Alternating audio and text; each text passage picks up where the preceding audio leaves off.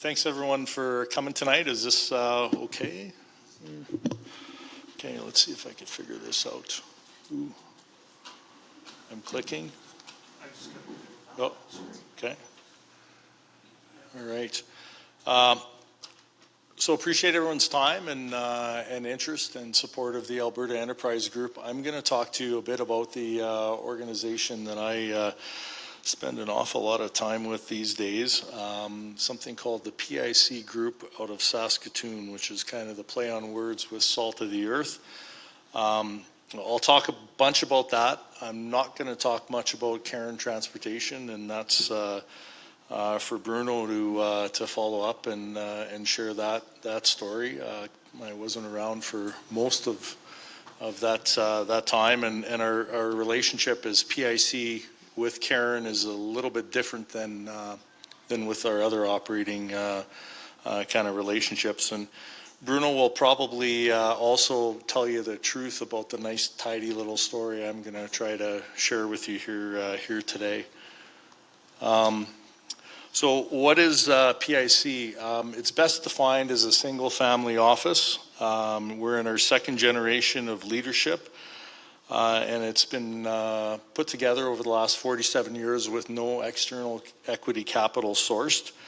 A couple of the key ingredients for us is we've got 8 well-run operating companies, 6 of which are wholly owned. And again, Cairn's not one of those. And our revenue in this most recent year, fiscal year-end ending September, will come in just a little north of $500 million. So we've got some decent size. We've got a fairly significant real estate portfolio, mostly on the commercial industrial side of things. And we've also got a significant minority investment portfolio. For us, the key is profitable businesses. And the effects of compounding over 47 years can be tremendous. And that's kind of what you see in us today. Key perspective is we invest. We don't really trade. We like to own stuff forever. Although, we have taken advantage of some opportunities in the market to at times that have worked really well, especially in hindsight. And we run a board-centric governance model. So we exercise our quote-unquote innocent ownership through a board. The one kind of exception would be with Cairn, where for a lot of reasons that Bruno probably will address, that's a kind of needs to be a different relationship. And so there's no board and not a whole lot of crossover as we have with our other operating companies. And it's partly based on need and also, I think, a high level of trust as well. Not going to go through all these highlights, and kind of pretty brief and apparent there. But I think the 5-decade track record is something that's a little different about us, and transitioning through generations is also never an easy feat.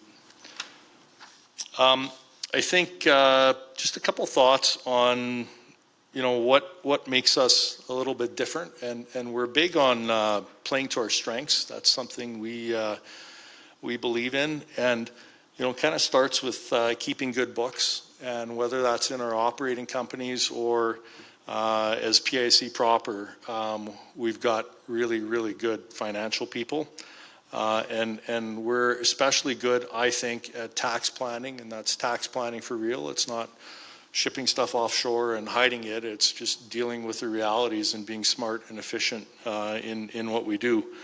We're really good at sales, and those of you who know Bruno will appreciate that. And we've also become pretty good at transacting, and I'll get to some of that in a second. We maintain excellent stakeholder relationships, and one of the things that we learned early on is that it's really important to have a good relationship with your bank, and I'll probably allude to something there in a second. And we think we've been able to navigate some tricky situations, be it restructuring, because not everything works out, or a succession. And then lastly, another point that I'll come back to is there are some advantages to being from Saskatoon, Saskatchewan. So you've got our leadership team, pretty pale, not too male and not too stale yet, but that's kind of our group. Foundation, so we'll talk a little bit about where things began. So it started with the Yule family in 1976 and Prairie Industrial Chemicals. That's where we get the PIC from. Prairie Industrial Chemicals is now ClearTech, and we'll just touch on that a little bit later. We had one supplier and we had 4 products to sell. And that's where everything that I just talked about kind of comes from.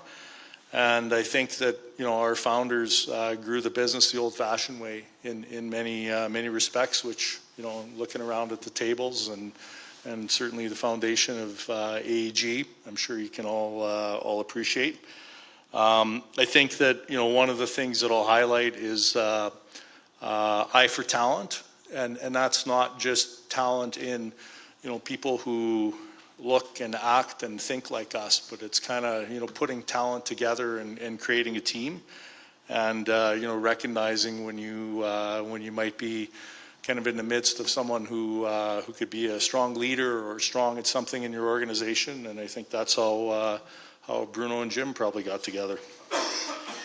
So the next kind of thing I'll talk about is just how things progressed. You know, and I'm talking about the highlights here, but that's not to ignore the kind of realities of the blood, sweat, tears, sleepless nights, all that sort of thing. Because, you know, success went pretty well for a while, and then the National Energy Program hit in 1980, right when things seemed to be on track. And you know, one of our chartered banks pulled the lines with, I don't know, Bruno probably knows the story better than me, but it was kind of a handful of weeks' notice, and there was a pretty sad Christmas party one year, and the employee group and friends and family and the family itself got together and kind of, you know, managed to stave off running into the brick wall. And that's where we learned one of the founding kind of lessons, which is you better get to know your stakeholders and who's around you.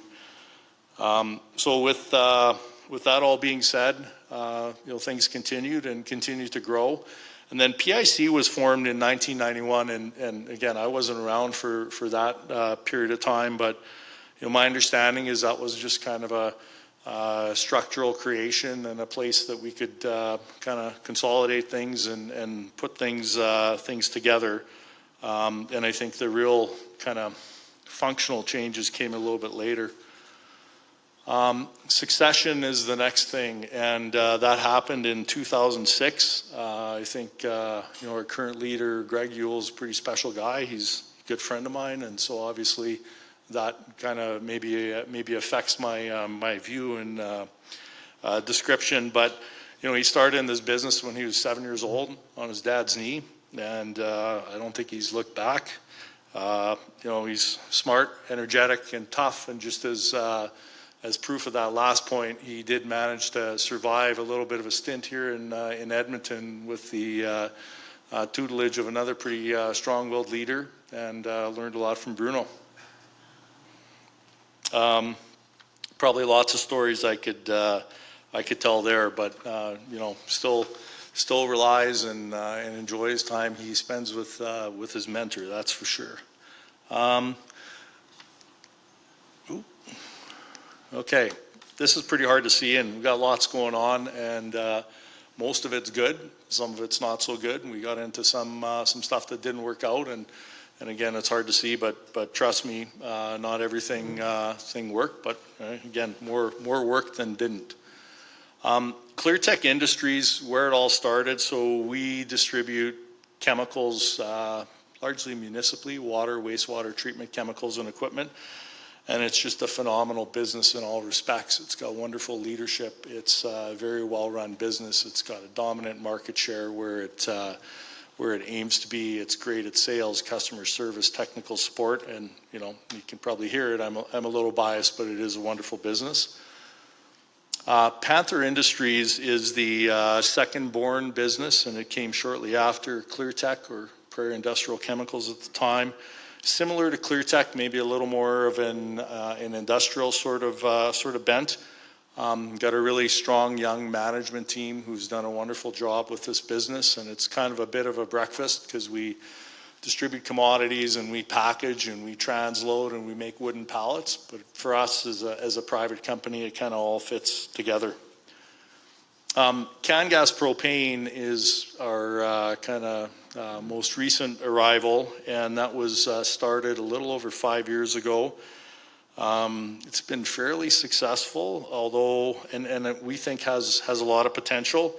And you know, in keeping with the theme of not everything always works out, we made leadership change going back to February of this year. And I've been, I serve as chair of the board of CanGas, and for the last 7 or 8 months, I've been acting president as well, and so have a real strong appreciation for those of you who actually run businesses in the crowd, because it's one thing to, you know, advise or finance or some of those things, and even sit in the board, and it's another thing to kind of be there day in, day out. And you know, we weren't sure when we were going to be able to recruit a new leader, and thankfully she starts next week. So looking quite forward to that. Interesting how this came to be. I'll tell a little bit of a Bruno story. We got a call on this opportunity in August of 2017. We were busy, didn't have time, didn't really know anything about propane. We passed. Got another call in maybe October, November, same kind of thing, and then we got a call in December. And we'd kind of been through a pretty busy year, and you know, we looked at this and we kind of said, well, you know, what else would we want to do over Christmas but try to put together a deal? So we were sitting in Greg's basement in Saskatoon, and we called Bruno, and Bruno kind of, you know, talked about tires and trucks and people and customers, and why would you ever want to do that? So we kind of said, well, of course we need to do this now.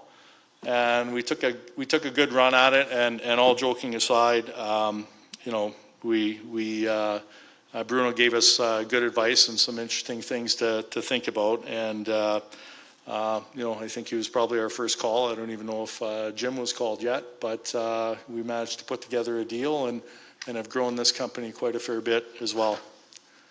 Roundtable Management is where we house a fair bit of our property. Greg's pretty good at real estate, and I'd say for a lot of years, Roundtable kind of sat quietly. We brought in new leadership. We had a retirement, and again, it was just somebody who wanted to kind of be done and enjoy the rest of their days. And we brought in young leadership, and kind of, you know, it's been game on for the last year or so, and we've started to grow this business as well. Creos Aviation, I think the background here is largely Jim was a pilot, Greg's a pilot, he got his helicopter license as well, and they flew private, and they became frustrated with some of the service out of Saskatchewan. So as entrepreneurs, they kind of thought, well, you know, maybe we could do something here. I alluded to the Made in Saskatchewan advantage.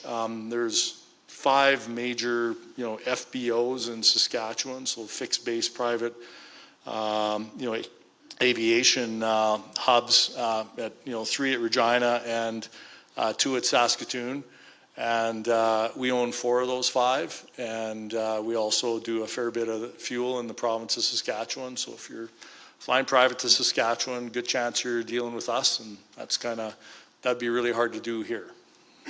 So again, a little bit of an advantage. Long Lake Insurance, again, got into that, kind of, you know, watch Warren Buffett and watch the Hill family in Regina, and watch the Wheaton family, and you know, had an opportunity to invest in small town Saskatchewan insurance brokerage. So we partnered with a First Nations development corporation from northern Saskatchewan called the Athabasca Basin Development Corp. And we started a little platform with, I think it was 5 branches, and we're up to 13. Lots going on in that space, and multiples are super high, and it's tough to transact and all that sort of thing, but we managed to cobble together a little bit of a position. And then I think everybody's favorite operating company, aside from Creos, because that's pretty cool too, but this is the family's passion business, Adventure Destinations. We're a pretty sizable outfitter and I guess hospitality provider in northern Saskatchewan. I think this business has really stepped up its game, and if you've ever had the pleasure, you'll probably catch some decent fish, and you'll probably be treated, well, you won't probably, you will be treated very well. So that's the plug. If you ever email Greg when he's not in the office, his auto signature is, gone fishing, and you should be too. So that's his shameless sales plug for Adventure Destinations, and mine too. This shows our current minority investment portfolio, and this kind of speaks to Greg's mind's eye when he came in, which was, PIC should kind of pay for itself. The operating companies, it wasn't fair to burden them with a bunch of management fees and layers of stuff. So Greg's idea was, I'm going to create something that is going to be able to generate its own profitability over the course of time, and I think we've kind of gotten there. We range from a couple $100,000 into some of these, and I think with the Westcap MBO fund, we're probably north of 8 figures in that, and it's worked out pretty well. The only thing I'll say here is just a couple things, and again, it's small and a little bit busy, but we've been in some of these investments for a long time, and we're not like private equity. We prefer to invest in good people with good ideas, and if they're creating value, the only thing better than a bunch of money today is like way more money somewhere in the future is kind of the view we take. We do have some funds in here, and that's not to shirk our responsibility as the executive team for looking after our minority investments, but there's some insight and there's some avenues. We like ag, and so we invested in at least one fund specifically that kind of had a line on some food and ag stuff. So that's kind of that. Some of the recent exits we've had have worked out really well. Some we were in for a long time, some not as long. And the one thing you won't see on here is the logos of the stuff that went to zero, because we got some of those too. I'll talk to you a bit about the kind of our secret sauce, and this is like the secret recipe to Coke. It's pretty complicated. So our deal triage, first of all, we look for stuff that'll bolt on to our existing operating companies. We'll never force a deal on management because they won't have it, and that's not our place.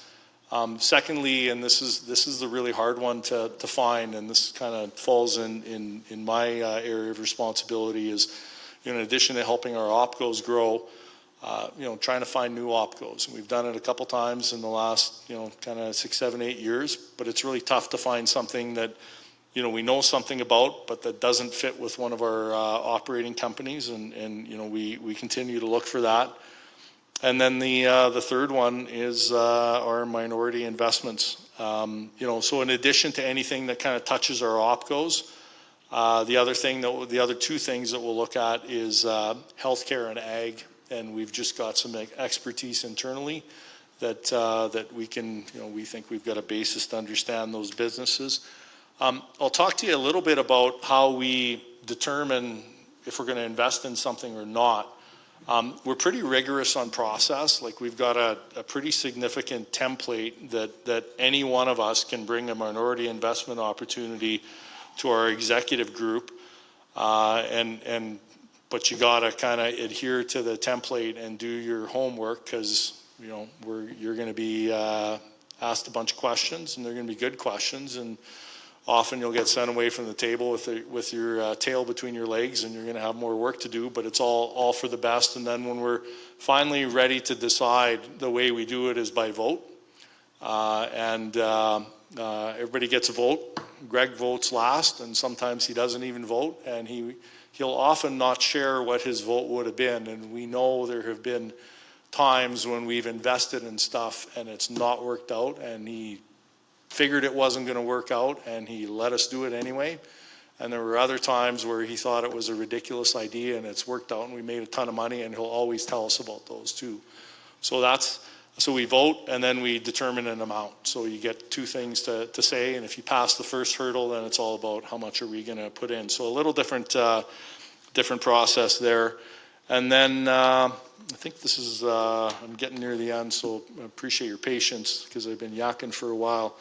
But we're pretty busy. We've got good deal flow over the last, 9 years, I guess, kind of in counting. We've done over 100 transactions, and when you total it all up, it's, almost $250 million bucks, and that's buying and selling and minorities and opco bolt-ons. So that's kind of our outline of things. Obviously, the opco deals are bigger, but minority investments are a lot more numerous. I'd say we prefer negotiated deals versus auctions. I think our experience is it's pretty tough to win a bidding war and be happy with that result in the end. But negotiated deals aren't without their challenges, and it seems to be the same stuff that comes up over and over and over again. And sometimes you've got sellers who are getting poor advice. Sometimes they pretend that they want to sell and they don't actually want to sell. Almost always we have a bun fight over working capital because there's some assumption that from our perspective just doesn't work. And if we're buying a business, you need a certain level of capital in there to float that business. And if you don't leave that in, then we're going to have to bring it, and that affects value. So it goes. But for us, honest conversations, often, not the easiest conversations to have, has worked pretty well and kind of minimize the damage or the pain when something's going to get derailed. And then I think another thing we do pretty well, and it goes back to keeping good books and the accounting side of things, is we always look for the win-win, especially on tax. And sometimes there's a give either side, often ours can make, and it'll make a disproportionate difference across the table from you, and we'll always try to do that. And then on the minority investment side, I just feel like we're just really good. Like, we work hard, and Lori Dimitrition, who runs that part of our business, is absolutely meticulous, and she looks at a ton of deals, and our process is exceptional, and that's how we've kind of put things together. So that's the PIC Group, and hopefully I didn't bore you too badly. And now Bruno can come up and tell you the truth and how Karen fits and his view of things. But again, appreciate everybody's time, and some of you probably have family offices as well, so